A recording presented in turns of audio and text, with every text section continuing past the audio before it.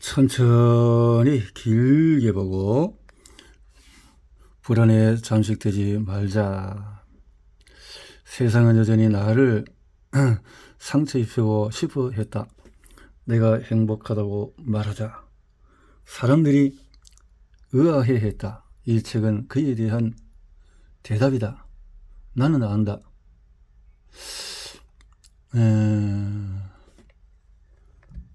그래요. 사랑에 빠진 척 하면 진짜로 쉽게 사랑에 빠지게 된다. 제일 먼저 내가 할 수 있는 일은 나 자신을 꾸미는 일이었다. 나는 주로 아마도 평생을 집에서 일을 하는 사람이었기에 옷이나 머리에 그다지 신경을 쓰지 않았다.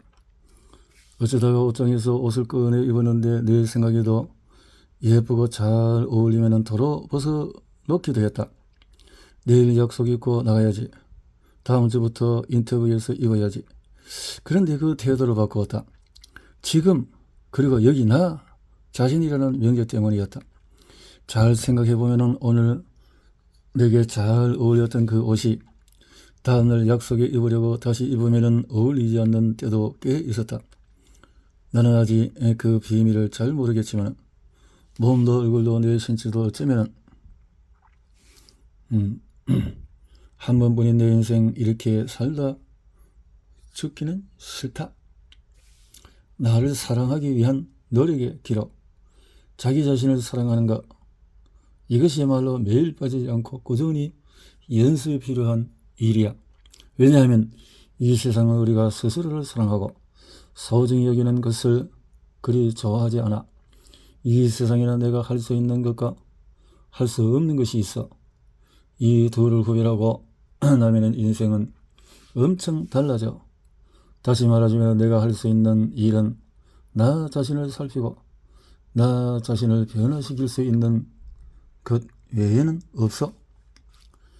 너는 앞으로 남은 생을 어떻게 살고 싶냐고? 아주 오랜만에 보낸 문자에서 그녀는 말했다. 언니, 몇 개월째 지옥 같은 하나를 보내고 있어. 전화를 해줘. 남편이 바람을 피우고 있는 것 같아요. 등등 이런 것들이 비일비재한 인생의 삶이라는 거죠. 가끔 우리는 문제를 진심으로 해결하고 싶어 하지를 않는지도 모른다. 아마도 가까이 있어서 너는 그 사람이 너라고 생각했는지 몰라. 그 사람이 엄연한 타인이고 성인이어서 그는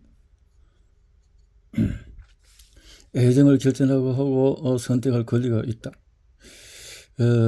남편에게만 그렇겠니? 그는 누구나 선택할 수 있는 거죠. 이쯤에서 선을 그었자. 그만해 그 말. 우리는 점심을 먹고 강 걸어 나갔다. 4대 강에 들 정도로 커다란 강이 아니어서 행운이었던 섬진강은 이명박 정권의 철퇴를 피해서 은모리와 대나무 숲을 간직한 아름다운 강이었다.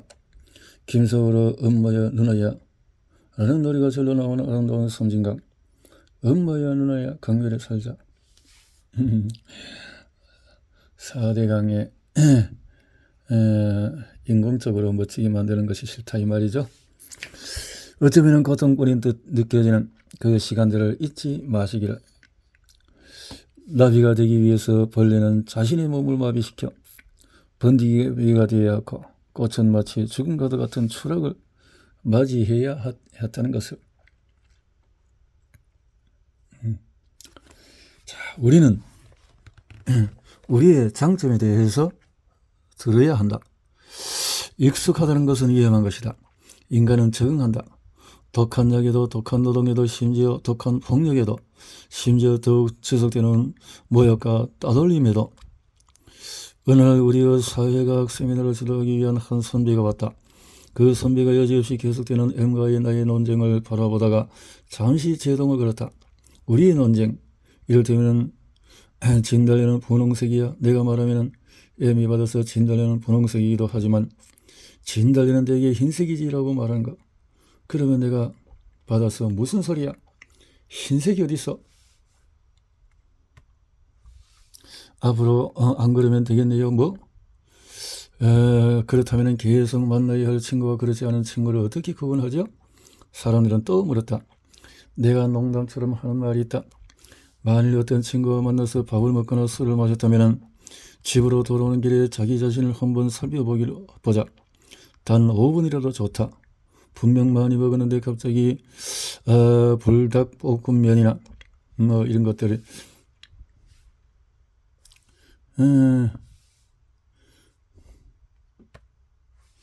사람하고 헤어지는 일이 제일 어려운 일이었다.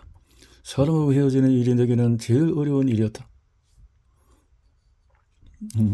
그런데 나는 많은 이별을 했다. 왜냐하면 내가 이별하지 않기 위해서 길을 썼기 때문이다. 나의 엄마 아빠는 14살, 18살 동네의 첫눈에 반해 결혼을 한 사람들이고 지금까지 65년의 결혼을 이어오고 계신다. 두 분은 아직도 서로를 존중하고 사랑한다고 우리에게 말씀하신다.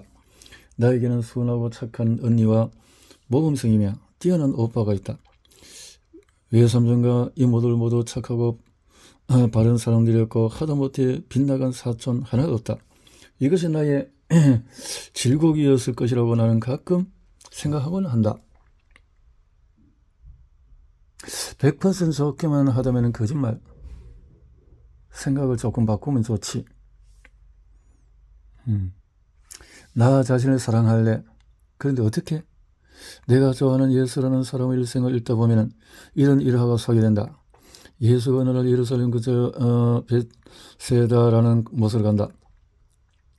거기는 주랑 지붕은 있고 벽은 없는 정자 같은 건물이 5채가 있었는데 거기에는 병자로 가득 차 있었다고 한다. 그곳에 내려오는 전설이 하나 있는데 이따 감신 주님의 천사가 그곳에 내려와서 물을 출렁하면 제일 먼저 들어가는 사람이 낫는다는 거, 병이 낫는다는 거. 아무도 희망을 잃은 사람들, 의사도 고치지 못한 사람들이 거기에 가득했을 것이다. 그 중에 38년 된 그런 사람이 누구를 만나서 희망, 소망, 꿈을 갖고 점점 낫기를 원한다. 그 말이네요.